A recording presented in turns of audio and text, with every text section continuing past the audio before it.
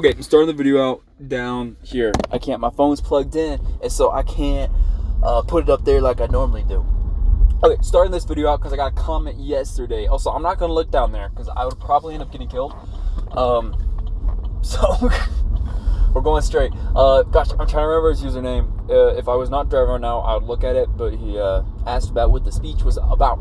And so I'm going to quickly give the gist of the speech, and hopefully I can execute it better than I did yesterday. The whole idea was about System 1 thought and System 2 thought based off Daniel Kahneman's thinking fast and slow, and how it's similar to like a large language model being trained and then it's executing on what it was trained on after the fact without it really needing to AI is not a good example for this, precisely why my speech wasn't very good in my opinion. But basically when humans think, you have your conscious thought and subconscious thought, and so your subconscious is what we refer to as System 2. Gosh, I got the numbers mixed up. Okay, so numbers, whatever, forget them all. Conscious thought, subconscious thought. Conscious thought is what programs subconscious thought always. And so that way you could go and do things. So I gave the example of turning on a light switch. This is an example from Atomic Habits. You don't have to think to turn on a light switch to get the room to be bright. You just do it. And you only have so much conscious thought available in a day. And so you optimize all these workflows so you don't need to use conscious thought on these basic things like turning the light switch on. And so you have your conscious mind, free will, decision power freed up to do more important things like learning a new task, training your subconscious to do more things in a better and more efficient way. And so I talked about that, and I think that was good. But then I kind of just jumped over to what we call a hierarchy of needs. And I gave the example of typical hierarchy of needs talks more about you need food and water, then shelter, and then you need connection, and then you need things in a certain order in order to move on to the next thing. So I gave the example of, before food and water, you need oxygen. Because if you hold your breath and you get saturated with CO2, you think about nothing more than taking a breath. So oxygen, then you figure out water and food, then you figure out shelter, then you figure out connection.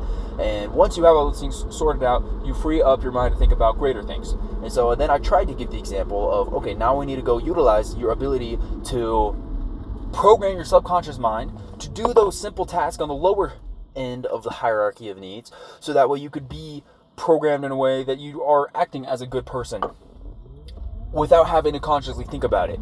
So let's say you want, or being sociable, let's just say in this example, is a meritable thing and desirable for a individual society.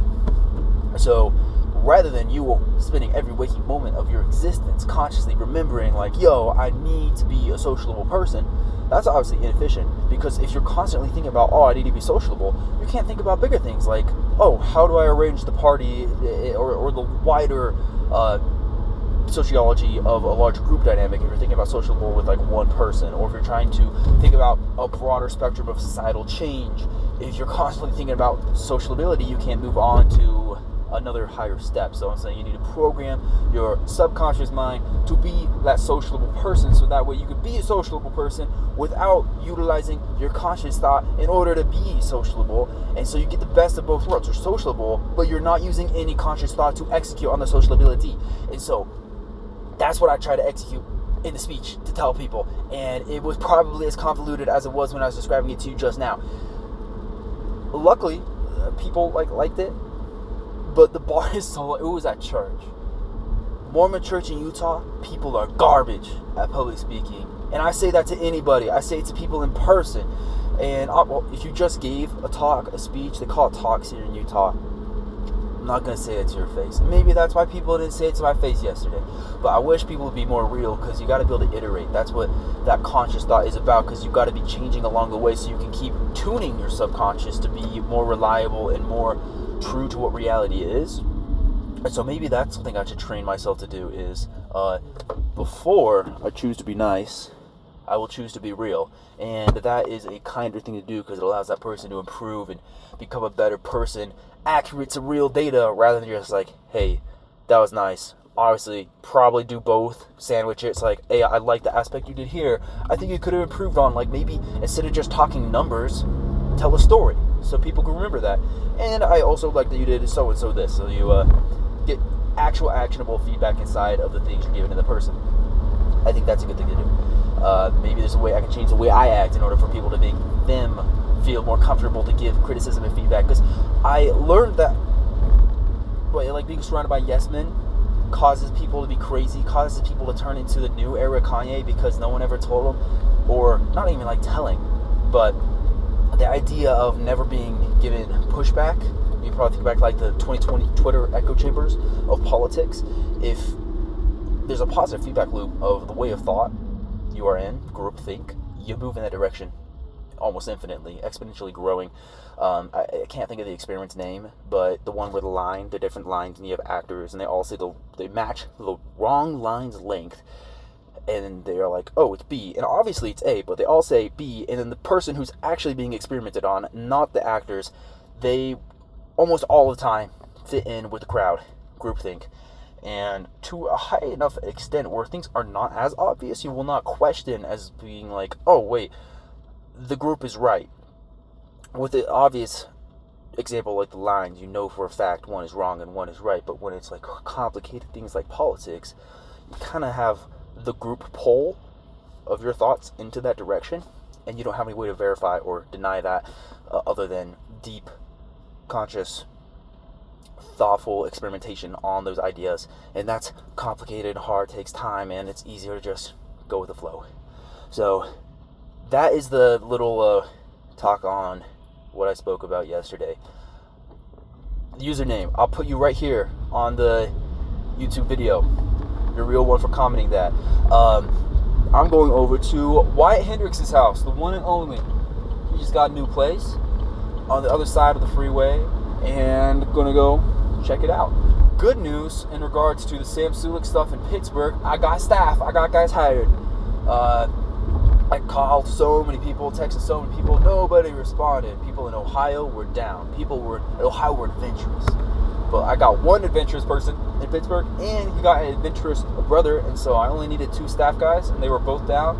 And bro, they're so real, because this is literally this weekend. Today is Monday, and this is happening on Saturday and Sunday. And they're like, oh yeah, don't have anything, I'm down. I was already going, so it's perfect. And I'm happy they answered the call. Talked for like 15 minutes. Seems like a very chill person, so I'm looking forward to that. So next part will be me at Wyatt's house. Peace. Okay, we're here. What's up, ladies and gentlemen? Bro, we actually had the most fire talk. I wish we recorded that. Could have been like a podcast right there. The speech I started this with, I'm almost tempted to like redo it because my thoughts are arranged and wired in a straight direction. The pyramid. Mm-hmm. The pyramid. It's ready. It's ready. Architecture of what I can call it. I don't know if forgetting it. Hierarchy of needs. Fulfill them. Fulfill them all. All right, go buy some rice. Bro. I'll see you tomorrow. Appreciate it, bro. Picnic Later, day. everybody. All right, good night. Okay, update for the end of the day. Why I had to go to Walmart. I think I mentioned that.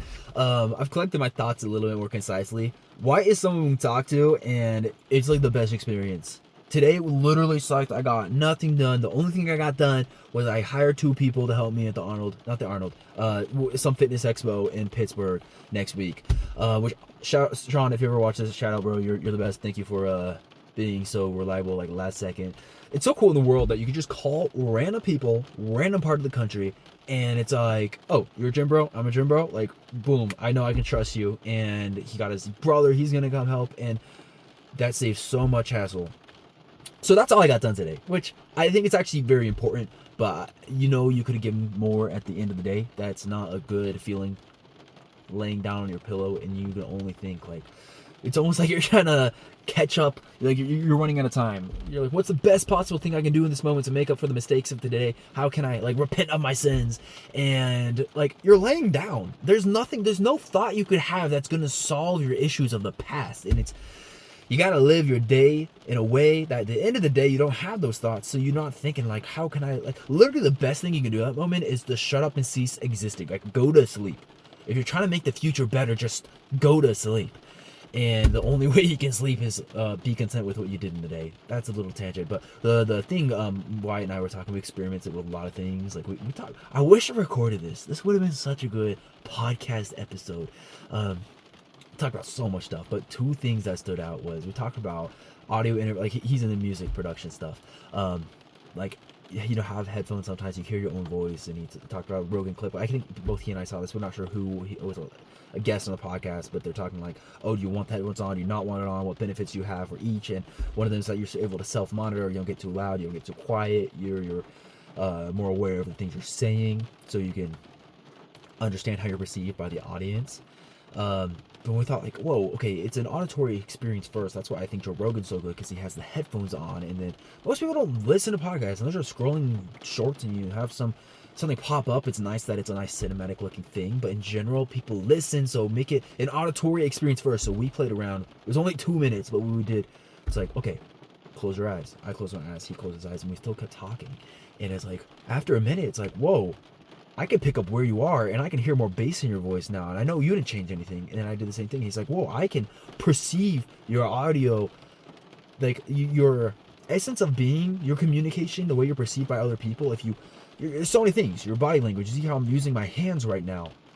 If you eliminate all that and you're just down to the essence of language, of the way you talk and the way you are heard, that's what we boiled it down to. It was really exciting. It was a thought process we wanted to go over where, what if we talked about how to win friends and influence people subconsciously. You know what's charismatic and what is not charismatic. It's sort of like your language. You know what is grammatically correct, but you can't consciously say the grammatical rules. You just have a feeling, this is wrong. And so it's like charisma. When you go read how to win friends and influence people, you understand it at a conscious level, and so you can actually play around with it and have fun and learn and know what you need to do to be better, because you know what metrics you're balanced off of, what you're reacting to.